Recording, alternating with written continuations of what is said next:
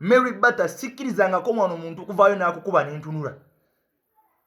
Mbadde nvayo n'enkuba buli kizezenga ekibadde kikulinnyako. Naye tewandibadde ggwe.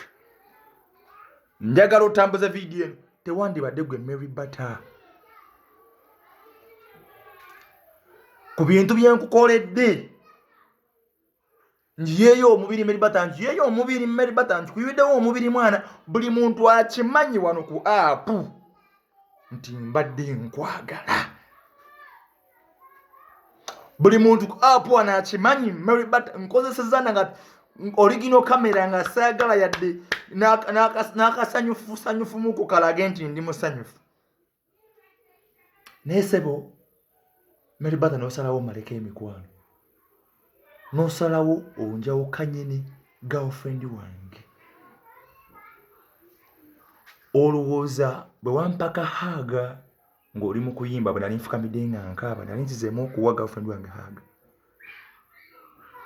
Olowooza omukono gwe wakwata mbuuti ng'onkwata onsitulayo bw'oti. Nali nzizeemu okubuuza abantu. Sibuuzanga muntu yenna. Wallahi nze ne girlfriend wange abantu sibuuza. Sinagwe mpa haga wampaka haga kunakula show yange. Nonkwata ku mukono bw'oti n'ongamba sirika mukwano kakkana everything is well. Olowooza naddamu okubuuza abantu. Ane kikene mwanje naddamu okukikola ku church nga mugamba hey kati ntambula ngamba hey sirina budde.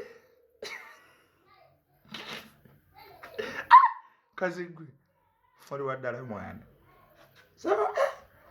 Ndasaba nakuwa byonna, nakuwa eriiso, nakuwa lipusi, nakuwa talenti, nakuwa buli kimu, nakuwa n'omutima omulungi.